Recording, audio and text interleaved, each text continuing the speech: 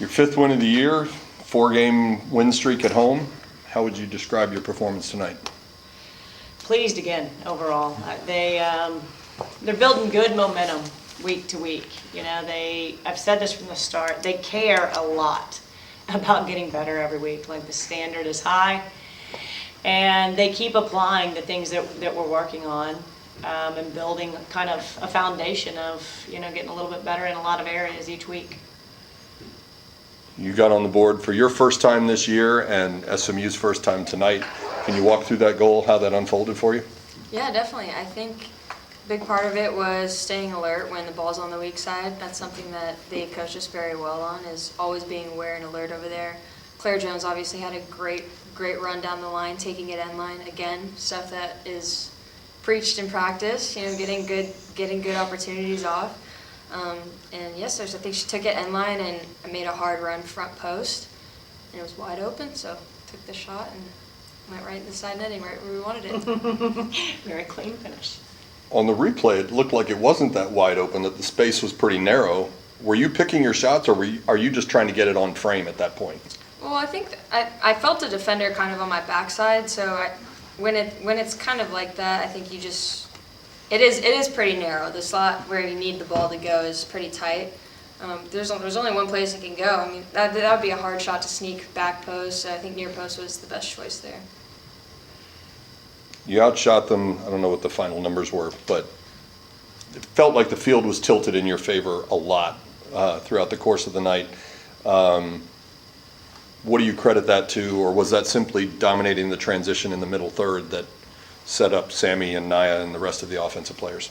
I think it starts with the speed of play. Like, we've been talking a lot about it. It's like on the build, the speed of play and the tempo. You know, we like to get in rhythm, and when we do, it builds. They did switch the point. Well, we were talking about kind of runs in the box and you know, making sure that we hit all the spots in the box, and that's where her goal came from. But it actually started with the throw-in, good combination play out of the throw-in, getting to the end line. So it starts with speed of play, you know, and getting in our rhythm and getting, you know, trying to do what we do, which is keep the ball and build and be creative and combine. And so Sammy mentioned Claire Jones, who assisted on the first 2 goals tonight, and you've discussed her before, how she has played up front in the past before she got to SMU. It feels like she's getting forward a lot more recently. Are you trying to expand her role in that aspect? It's how we always, like, our outside backs are always a big piece of the attack, you know, so they're giving us width, and when it's on the ball side, like, they have the freedom to get as deep as they want, you know, because we like creating those numbers up in the flank. So I think we're just getting a little bit better each week. It's how we want to play. It's not anything new, but she's very comfortable when she gets to the attacking third.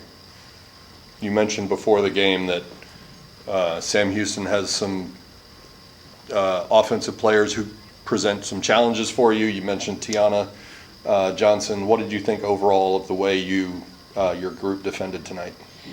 It was important that we were proactive in our defending when we were attacking in the front half, because it was just one pass for her to get on it, and if we're out of position or not proactive with our positioning, when we're attacking from the backs, it could be different. So I thought they did a good job staying focused and locked in on it, and being proactive in their positioning when we were attacking for our backs, our center backs especially. Coaches in a lot of sports talk about killing off a game or finishing out a game when you've got a lead. And when you all were up 2 with 10, 12 minutes left, what are the keys to finishing out a game and seeing it through to get the result? Yeah, I think valuing the ball is probably the biggest part of it. And then the risks that we take, the passes that we make kind of change, not in the way that, like, we stop attacking or we stop being us, but in the sense that we're going to make the safer decision, we're going to try and possess the ball a lot more, and then as those minutes dwindle down, you know, whether it's the last 2, keeping it in the corner, or whatever that may be, I'd say that's mostly what we try to do, is keep the ball. You've won 4 straight at home and 5 of your last 6, I think. How eager are you to finally see an ACC opponent? Well, we're ready. We're ready. I think this team's been executing in a lot of areas and growing in a lot of areas as well.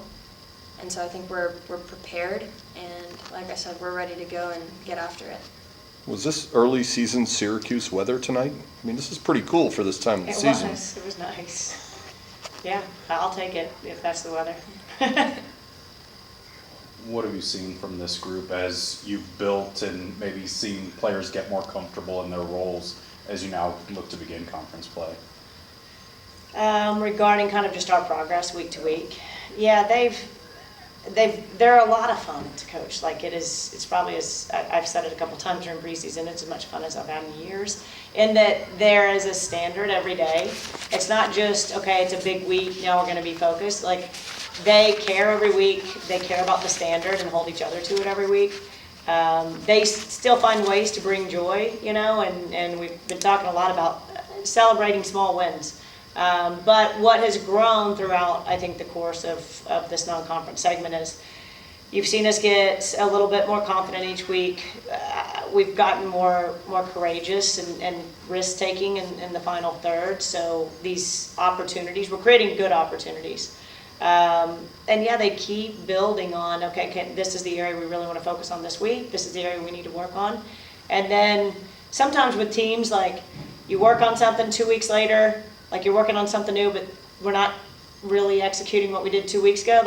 They have been building week to week, and I think they've continued to, like, they've learned the lessons, and we haven't had to revisit them a ton. So it's really, from a coaching perspective, it's a ton of fun from a teaching and coaching perspective. Do you feel that level of comfort on the field with some of the new players that kind of, where they're going to be, what they're going to do, they know that of you too, kind of that's come together over the first part of this year? Yeah, absolutely. I think whenever you have, whether it be freshmen, transfers, it's natural for it to take a second to click and understand, even when different players come on the field, like, based on who the outside back is alone is like, what runs am I going to make, where am I going to stay tucked in versus getting wide. So it does change, but I think we've definitely built a lot more chemistry than we were, like, from the beginning of the season, and so that's been great to be a part of. To piggyback off of that, Coach talked about it at the beginning of the year, the process of blending all these new faces. As you said, you've got freshmen like Lindsay, and you've got transfers like Sydney and Zoe Parkhurst and Claire, as we mentioned before.